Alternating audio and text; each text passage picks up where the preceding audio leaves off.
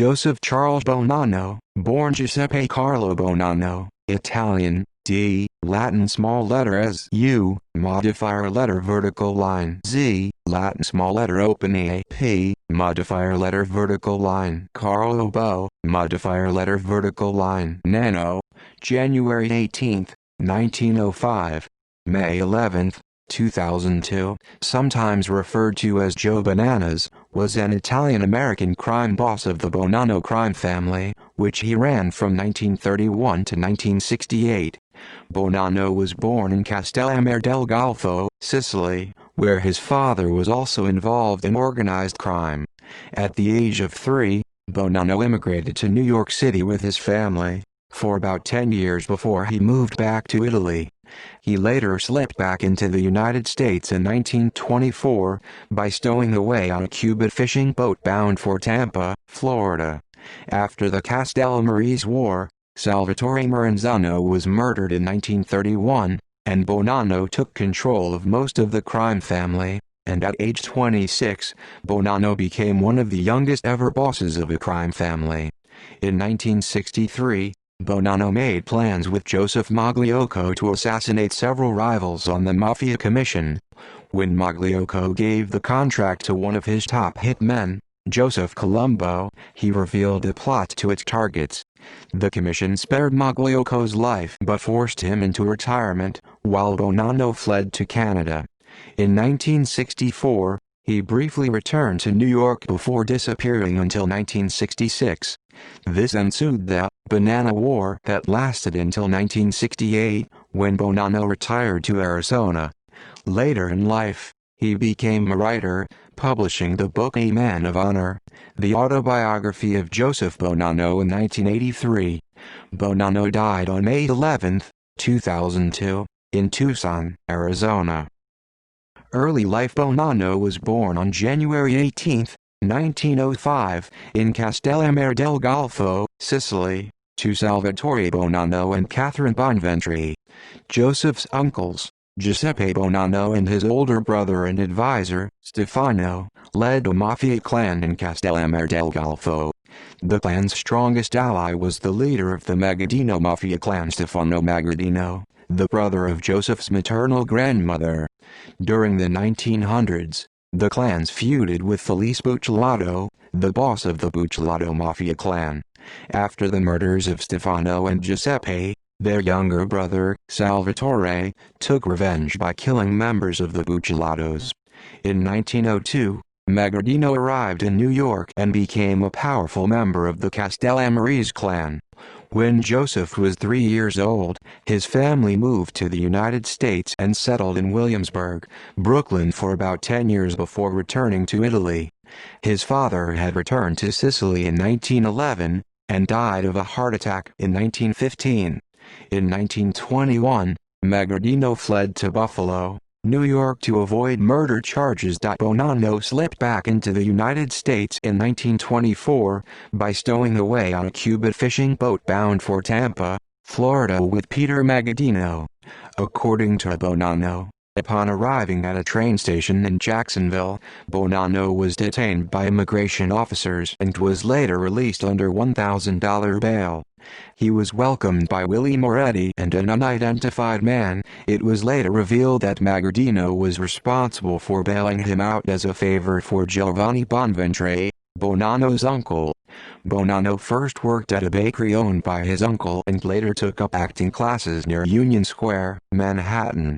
He had become active in the Mafia during his youth in Italy, and he fled to the United States after Benito Mussolini initiated a crackdown. Bonanno himself claimed years later that he fled because he was ardently anti-fascist. Bonanno became involved in bootlegging activities. He operated a distillery located inside an apartment building basement with Gaspar di Gregorio and Giovanni Romano, who was later killed in the distillery due to an accidental explosion. During this time, boss Salvatore Maranzano took a liking to Bonanno and became his mentor. The Castellammare War and aftermath. During the Castellammare War, between 1930 and 1931, Maranzano and Bonanno fought against a rival group based in Brooklyn, led by Joe Masria and Giuseppe Morello. However, a third, secret, faction soon emerged, composed of younger mafiosi on both sides. These younger mafiosi were disgusted with the old-world predilections of Masria, Maranzano and other old-line mafiosi, whom they called Mustache Pete's. This group of Young Turk mafiosi was led by Masria's second-in-command, Lucky Luciano, and included Frank Costello, Vito Genovese, Joe Adonis, Carlo Gambino and Albert Anastasia on the Masria side, and Joe Profaci, Tommy Galliano, Tommy Lucchese, Joseph Magliocco and Stefano Magardino on the Maranzano side. Although Bonanno was more steeped in the old-school traditions of honor, tradition, respect and dignity than others of his generation, he saw the need to modernize and join forces with the Young Turks. In a secret deal with Maranzano, Luciano agreed to engineer the death of his boss, Masria, in return for receiving Masria's rackets and becoming Maranzano's second-in-command. He was killed April 15, 1931. However, although Maranzano was slightly more forward-thinking than Masria, Luciano had come to believe that Maranzano was even more greedy and hidebound than Masria had been, giving himself the Capo di Tutti Capi title. As a consequence, Luciano arranged Maranzano's murder on September 10, 1931. After Maranzano's death, Bonanno was awarded most of Maranzano's family. At age 26, Bonanno became one of the youngest ever bosses of a crime family. Years later, Bonanno wrote in his autobiography that he did not know about the plan to kill Maranzano. In place of the Capo di Tutti Capi in Maranzano's plan, Luciano established a national commission in which each of the families would be represented by their boss and to which each family would owe allegiance. Each family would be largely autonomous in their designated area, but the commission would arbitrate disputes between gangs. In 1931, 2 months after Maranzano was murdered, Bonanno was married to Faye Labruzzo. They had 3 children, Salvatore, Bill Bonanno, Catherine, and Joseph Charles Jr. Bonanno had property in Hampstead, New York, and later Middletown, New York. His son, Bill, developed a severe mastoid ear infection at the age of 10. His parents enrolled him in a Catholic boarding school in the dry climate of Tucson, Arizona. After this, Bonanno also maintained a home in Tucson from the early 1940s.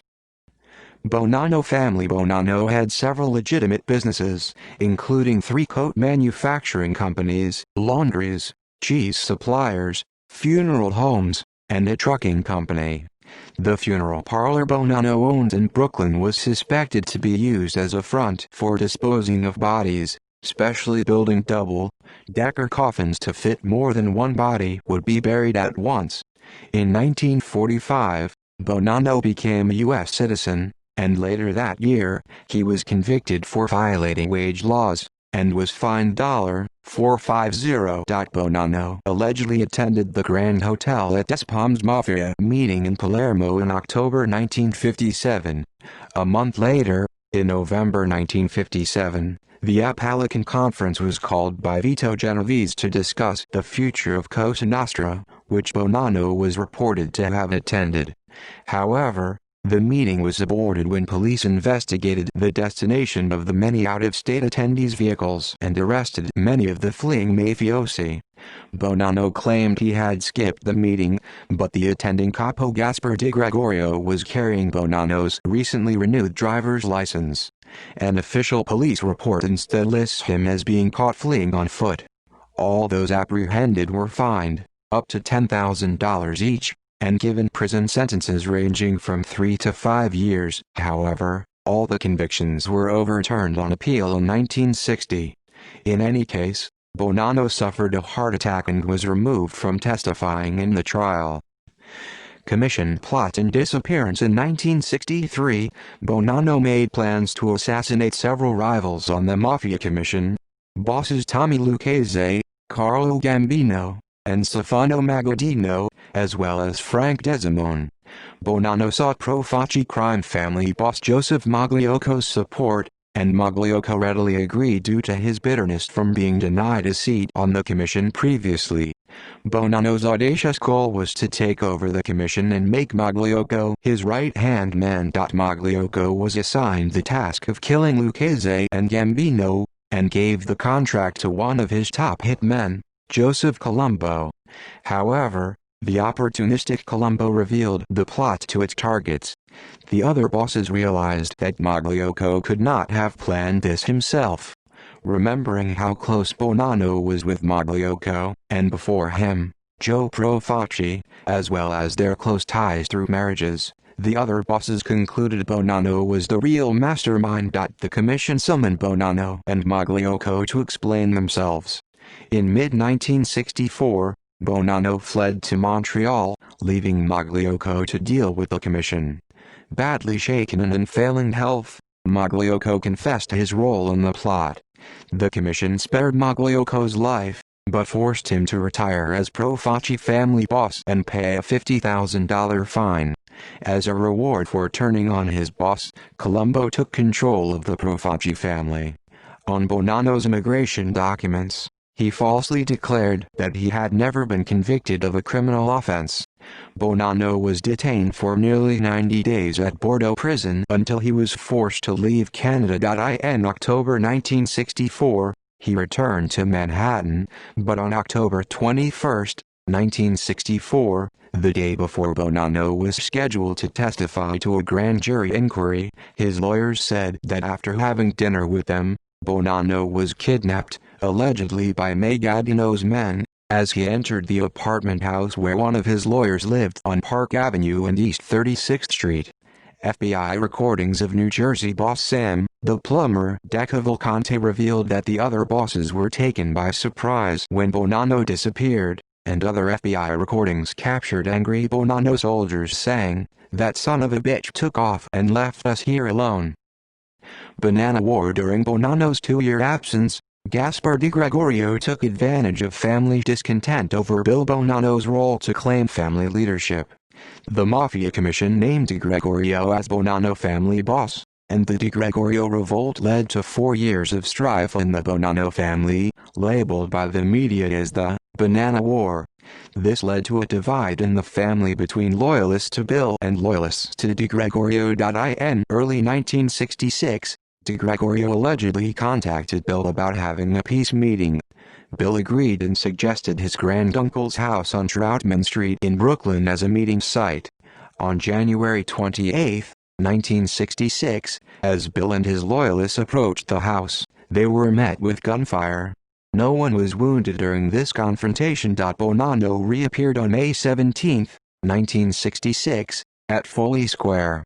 In 1968, Di Gregorio was wounded by machine gun fire and later suffered a heart attack. The commission eventually became dissatisfied with Di Gregorio's efforts at quelling the family rebellion, and eventually dropped Di Gregorio and swung their support to Paul Sciacca. In 1968, after a heart attack, Bonanno ended the family warfare by agreeing to retire as boss and move to Arizona. As part of this peace agreement, Bill also resigned as consigliere and moved out of New York with his father. Later career in Arizona and California.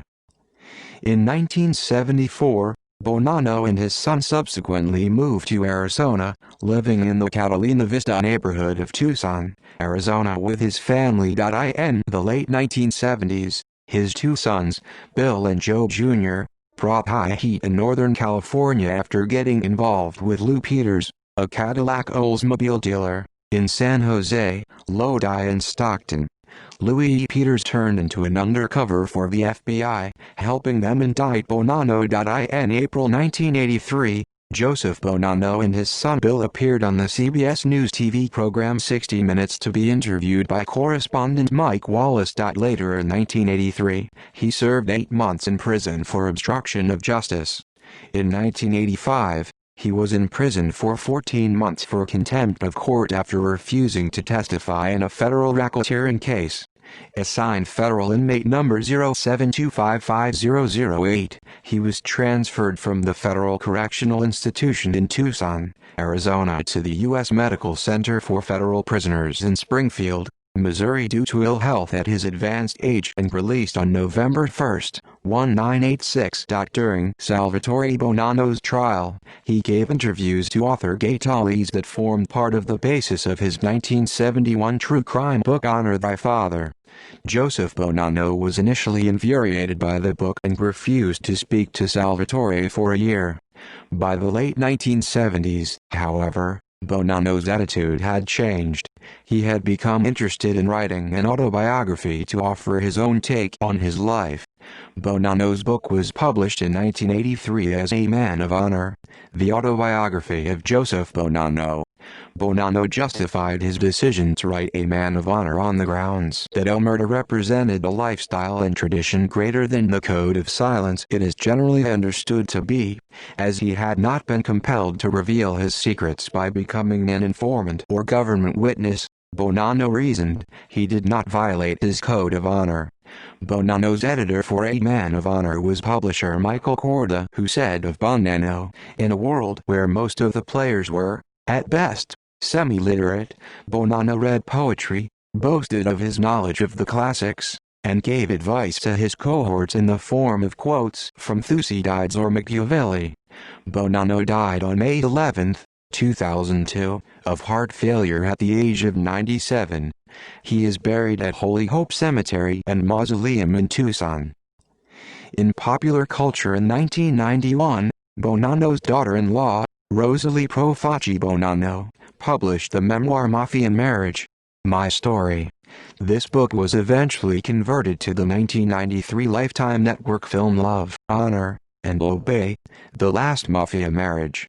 Bonanno was portrayed by Ben Giazzaro. In the 1991 film Mobsters, Joe Bonanno was portrayed by actor John Chapulis. In 1999, the Lifetime TV network produced a biographical film called Bonanno, A Godfather's Story.